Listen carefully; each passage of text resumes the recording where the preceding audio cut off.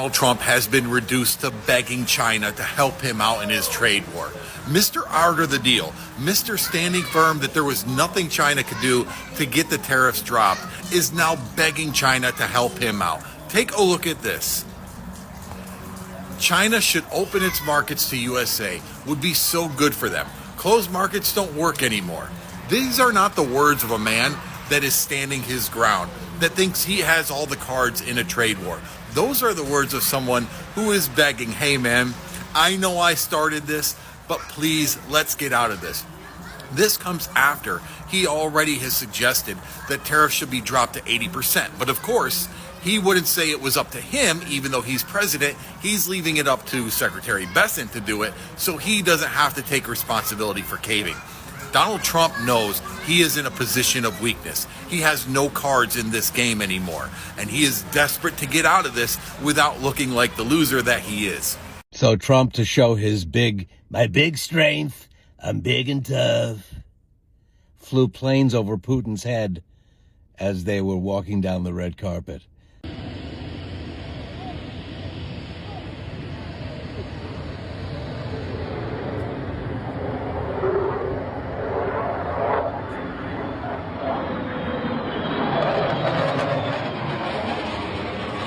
Yeah, nice stunt. Yeah. Except when it comes to making deals, failure. Donald Trump's Alaska summit with Vladimir Putin was such a globally humiliating failure that even Trump's own Secretary of State, Marco Rubio, could not explain any of what went well without crumbling on live TV. Listen to what Rubio says here, which is that many concessions were asked of Vladimir Putin. Asked of Vladimir Putin. He doesn't say that Putin agreed to a single one of them. And believe you me, if Donald Trump had been able to secure any concession from Vladimir Putin, you know we would be hearing about it. But Marco Rubio plays it like, well, I'm not going to just start talking about that on this show. Why not? Take a listen. Can you name any concessions that Vladimir Putin made during this meeting? Have any I wouldn't name them on your program. I wouldn't name them on this program. I wouldn't name them on your program. Why would I do that? Where is the pressure? Well, of course, because you can't have a peace agreement. No, you can't have a peace agreement unless both sides give and get. You can't have a peace agreement unless both sides make concessions. That's a fact. That's true in virtually any negotiation. If not, it's just called surrender. And neither side is going to surrender. So both sides are going to have to make concessions. So, of course, concessions were asked. But what utility would there be of me going on a program and tell you we've wagged our finger at Putin and told him you must do this? Well, to prove that the summit wasn't a pointless and humiliating failure. And you must do that. It's only going to make it harder and less likely that they're going to agree to these things. So these negotiations, as much as everyone would love it to be a live pay-per-view event, these discussions only work best when they are conducted privately in serious negotiations in which people who have to go back and respond to constituencies, because even totalitarian governments have constituencies they have to respond to. People have to go back and defend these agreements that they make, and figure out a way to explain them to people. So we need to create space for concessions to be made. But of course, concessions were asked. Concessions were asked. Remember, he first said concessions were made. You going to tell us about them? No. And then he goes to, we asked for a lot of different things. Well, easier question that Rubio was asked during a different interview, this one on NBC News with Kristen Welker. Can you name any of the concessions that Trump asked Putin to make? Can you name a single one? You won't be surprised to hear that Marco Rubio doesn't name any. Can you name one thing that President Trump is asking Russia to give up in order to get peace? Well, I'm not going to disclose those things, because if we do, then you can imagine the negotiations could fall apart. These negotiations, look, I know everybody wants to know what's happening, and to a certain degree that's important. But what's more important is that these negotiations work. And for us to run to the press, like you see these leaks sometimes that are completely inaccurate, and in many cases, sometimes you see leaks out there that undermine the negotiations. Okay, these negotiations, in order for them to be successful, allow require for us to allow both sides to agree to potential concessions or discuss potential concessions without it finding its way in the public sphere and creating all kinds of internal problems for one country or the other country. So here's the bottom line. We all know what the elements of such a deal. There has to be talk about what the territories are going to look like and what the border lines are going to look like at the end of this conflict. There has to be talk about Ukraine's legitimate desire for security in the long term to make sure they don't get invaded again. There has to be talk about how Ukraine is rebuilt and how do you rebuild a country that's been attacked. So listen, if there were real concessions that Putin made, they would be bragging about them. We know that. That's how the Trump administration operates. If they had even, if they sniffed out anything that was even a pseudo concession from Vladimir Putin, they would be bragging about how big and strong Donald Trump is. Rubio has not articulated a single concession Putin made. Caroline Leavitt hasn't. They're not even telling us what concessions Trump asked for. And I don't even know that Trump had the gall to ask for a damn thing. Maybe he did, maybe he didn't. We know he didn't get anything. And so when you see Marco Rubio dodging like this, it's proof that there's nothing to point to. Trump's top diplomat can't sell this as a win. So what's the takeaway? The summit gives Putin legitimacy on the global stage and gives him propaganda value. He can go back to Russia and now say, look at how respected I am. Look at how feared I am. They rolled out a red carpet for me. Propaganda victory. In practical terms, if your priority is let's end this war, which above politics is my priority, nothing was achieved. Absolutely nothing. And then even from a public relations standpoint, which is important, I don't pretend that PR isn't important for American presidents. From a PR standpoint, Trump got nothing either. And I know that you've got the usual sycophants and dilettantes saying, what a big, strong boy. He did such a good one. But Trump got nothing, and it's a disaster for him as well. So I'm going to have a piece today on my Substack in more detail about what the stakes were of this summit and where we go next. Make sure you're subscribed free to my Substack at substack.davidpakman.com.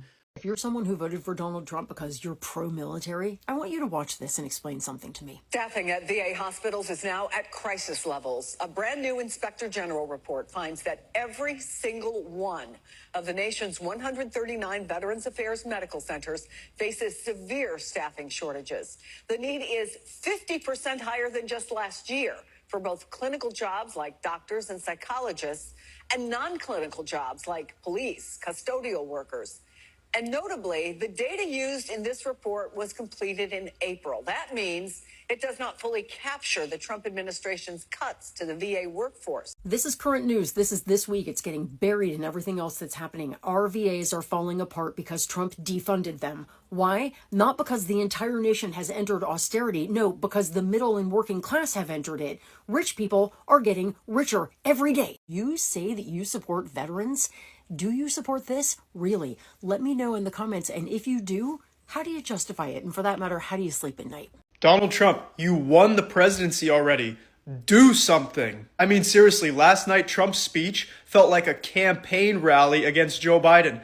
You're the president. Joe Biden is not president anymore. We're tired of hearing about how much you hate Joe Biden. Why don't you fix the economy or something like you promised you would do on day one? You've talked a big game about making peace in the Middle East and in Ukraine, neither of which have happened, by the way, and neither are even close to happening. What about the fact that the stock market is completely tanking right now while egg prices are at an all-time high? You've spent time going to the Super Bowl, the Daytona 500, UFC fights, but have you been to a fucking grocery store? Have you seen what the American people are dealing with? Or did you just run for president because you were running away from going to prison for the crimes that you were literally convicted of and you were probably going to end up going to jail? Donald Trump is the worst president in United States history. That will not change. No matter what he does, he's already done enough damage to our country.